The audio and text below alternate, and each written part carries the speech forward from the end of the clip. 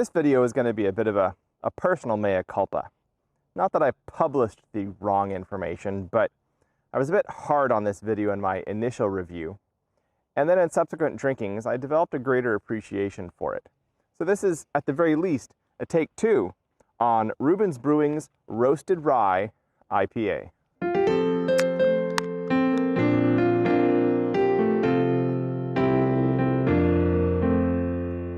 This is also one of the first actually chilly days this year.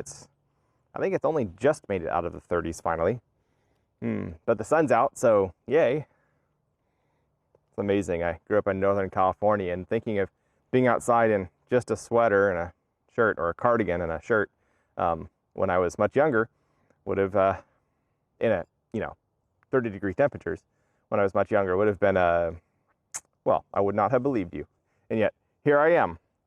A few years of Chicago winters, a few years of Oklahoma winters, and now Washington winters are downright mild. So, this is a roasted rye IPA. Roasted, I like. Rye, I like. IPAs, I like. Reuben, I like.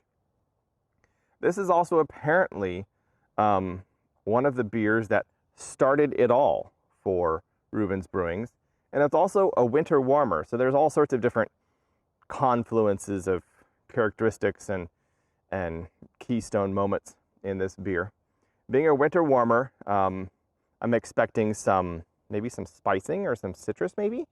The idea of a winter warmer is not of an imperial beer, but generally towards the higher side of ABV. 6.5 would be kind of low, 7% is generally where those start. And also a prominent maltiness, a noticeable roastiness, and winter spices. So citrus, clove, nutmeg, maybe cinnamon, that sort of thing are the sorts of things that I expect to find in winter warmers. However, this being an IPA, well, that's a very different set of flavors. Let's just put it that way. I'm not sure that this is going to play well for all of those characteristics, like winter warmer and IPA. Those two seem a little bit opposed.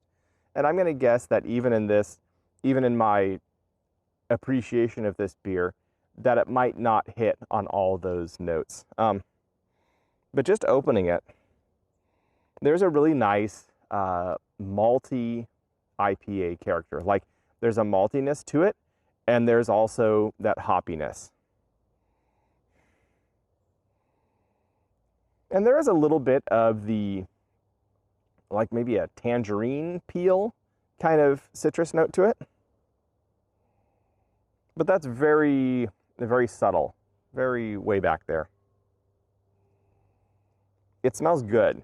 It smells inviting. It smells pretty well balanced too. Like the maltiness and the hoppiness are both present in the aroma, which frankly makes me think more of an amber ale, because that's another ale that is traditionally a balanced maltiness and hoppiness, whereas your IPAs tend to be pretty much all about the hops, no malty. Sorry. It smells good. It smells really good.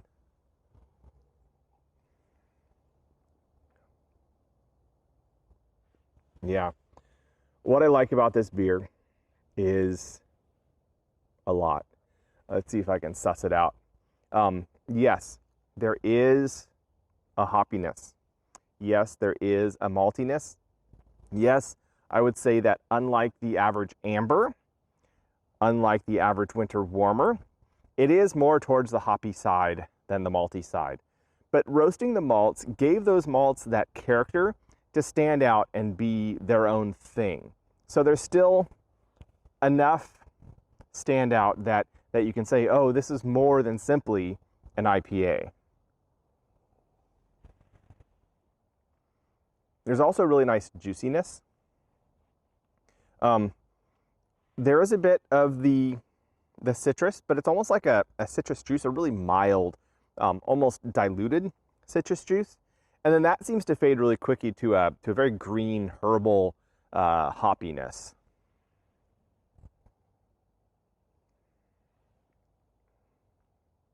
I think something I had trouble finding, and the thing that caused me to initially